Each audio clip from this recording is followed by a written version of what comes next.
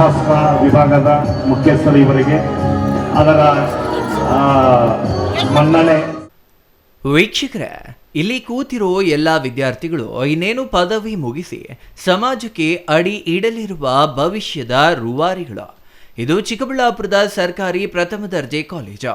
ಇಲ್ಲಿ ಇಂದು 2025-26ನೇ ಸಾಲಿನ ಸಾಂಸ್ಕೃತಿಕ ಕನ್ನಡ ಸಂಘ, ಕ್ರೀಡಾ, NSS, NCC, youth red cross ಸೇರಿದಂತೆ ಪಠ್ಯೇತರ ಚಟುವಟಿಕೆಗಳ ಸಮಾರೋಪ ಸಮಾರಂಭ ಆಯೋಜಿಸಲಾಗಿತ್ತು.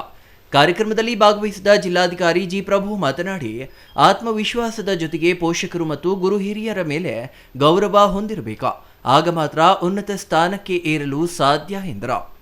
ಆಫ್ರಿಕಾ ಕಾಡಿನಲ್ಲಿ ಜಿರಾಫೆ ಜನನದ ಬಗ್ಗೆ ವಿವರಿಸಿದ ಜಿಲ್ಲಾಧಿಕಾರಿಗಳು, ಆಗ ತಾನೇ ಜನಿಸಿದ ಜಿರಾಫೆ ಮರಿ ನೆಲದ ಮೇಲೆ ಬಿದ್ದಿರುವಾಗ ತಾಯಿ ಕಾಲಿನಿಂದ ಪೆಟ್ಟು ನೀಡಿ ತನ್ನ ಕಾಲ ಮೇಲೆ ತಾನು ನಿಲ್ಲುವಂತೆ ಮಾಡುತ್ತೆ.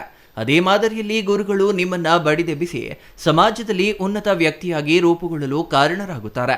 ಒಬ್ಬ ವ್ಯಕ್ತಿಯ ಅಂತಿಮ ಉದ್ದೇಶ ಉತ್ತಮ ಚಾರಿತ್ರ್ಯ ಹೊಂದುವುದು ಆಗಿದೆ. ವಿದ್ಯಾರ್ಥಿ ಜೀವನದಲ್ಲಿ ಜ್ಞಾನಾರ್ಜನೆ, ಜೀವನಾನುಭವ ದೊರೆತಂತೆಲ್ಲ ಒಳ್ಳೆಯ ವ್ಯಕ್ತಿತ್ವ ರೂಪಿಸಿಕೊಳ್ಳಲಾಗುತ್ತದೆ. ಹಾಗಾಗಿ ಪ್ರತಿಯೊಬ್ಬರೂ ಸಮಾಜದಲ್ಲಿ ಉನ್ನತ ವ್ಯಕ್ತಿತ್ವ ರೂಪಿಸಿಕೊಂಡು ಬಾಳುವಂತೆ ಕರೆ ನೀಡಿದ್ರು. ನ್ಯಾಷನಲ್ ಜಿಯೋಗ್ರಫಿ ಈ ತರ ಪರಿಸರ ಸಂಬಂಧಿತ ಚಾನೆಲ್ಗಳಲ್ಲೂ ಕೂಡ ತಾವೆಲ್ಲ ನೋಡಿರ್ಬೋದು. ಸಾಧಾರಣವಾಗಿ ಮೈ ಬೆನ್ನಿನ ಎತ್ತರ ಒಂದು 12 ಅಡಿ 13 ಅಡಿ ಹೈಟು ಬೆನ್ನಿರುತ್ತೆ. ಅದರ ತಲೆ ಎತ್ತರ ಒಂದು 15ರಿಂದ 18 ಅಡಿ 20 ಅಡಿ ತನಕ ಇರುತ್ತೆ. Giraffe average age height of adult giraffe. ಈ ಜಿರಾಫ್ ತನ್ನ ಮರಿಯನ್ನು ಹಾಕ್ತಕ್ಕಂಥದ್ದು ಬಹಳ ರೋಚಕವಾದಂಥ ಒಂದು ಸನ್ನಿವೇಶ. ಜಿರಾಫ್ ಯೂಶುವಲಿ ಅದು ಕುಳಿತುಕೊಳ್ಳೋದಕ್ಕಾಯ್ತು, ಮಲಗೋದಕ್ಕಾಯ್ತು ಬಹಳ ಕಷ್ಟ. ಅದಕ್ಕೆ ಆ ನೀಳವಾದಂಥ ಕಾಲುಗಳಿರೋದ್ರಿಂದ ಅದಕ್ಕೆ ಆ ಪ್ರಕ್ರಿಯೆ ಕಷ್ಟ.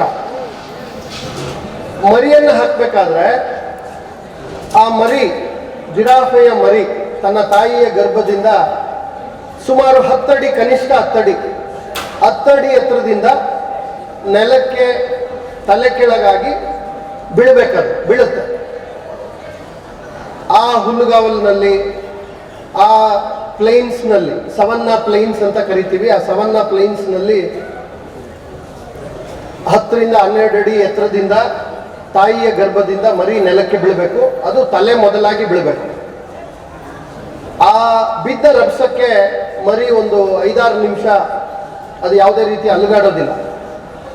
ಅದಕ್ಕೆ ಜೀವ ಇದೆಯಾ ಇಲ್ವಾ, ಆ ಬಿದ್ದ ರಭಸಕ್ಕೆ ಅದು ತೀರೋಯ್ತಾ, ಅದು ಬದುಕಿಲ್ವಾ, ಈ ಎಲ್ಲ ಪ್ರಶ್ನೆಗಳು ನಮಗೆ ಕಾಡ್ತಾ ಇದ್ದಾಗ ಸಣ್ಣದಾದ ಒಂದು ಚಲನವಲನ ಸ್ಟಾರ್ಟ್ ಆಗುತ್ತೆ.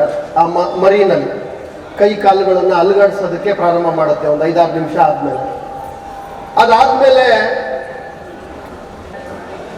ಒಂದು ಒದೆ, 2 ಒದೆ, 3 ಒದೆ ಈ ಥರ ಮರಿ ತಿನ್ನುತ್ತೆ. ತಾನು ನಿಂತ್ಕೊಳ್ಳೋಕೆ ಹೋಗುತ್ತೆ, ಮತ್ತೆ ಒಂದು ಒದೆ ಬಿದ್ದು ಮತ್ತೆ ನೆಲಕ್ಕೆ ಬೀಳುತ್ತೆ. ಅಂತಿಮವಾಗಿ ಆ ಒದೆ ಬಿದ್ದ ಮೇಲೆ ಆ ಏಟುಗಳಿಗೆ ಸದೃಢವಾಗಿ ನಿಲ್ಲುವಂಥ ಹಂತವನ್ನು ಒಂದು 10 ನಿಮಿಷದಲ್ಲಿ ಅದು ತಲುಪುತ್ತೆ.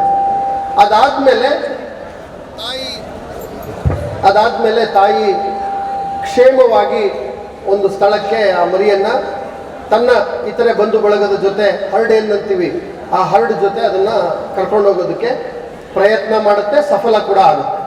ಅನೇಕ ಬಾರಿ ಈ ಪ್ರಯತ್ನದಲ್ಲಿ ವಿಫಲನೂ ಕೂಡ ಆಗಿದೆ. ಈ ಕಥೆಯ ನೈಜತೆ ಏನಪ್ಪಾ ಅಂತಂದ್ರೆ, ನಮ್ಮೆಲ್ಲರ ಜೀವನದಲ್ಲಿ, ವಿದ್ಯಾರ್ಥಿಗಳ ಜೀವನದಲ್ಲಿ,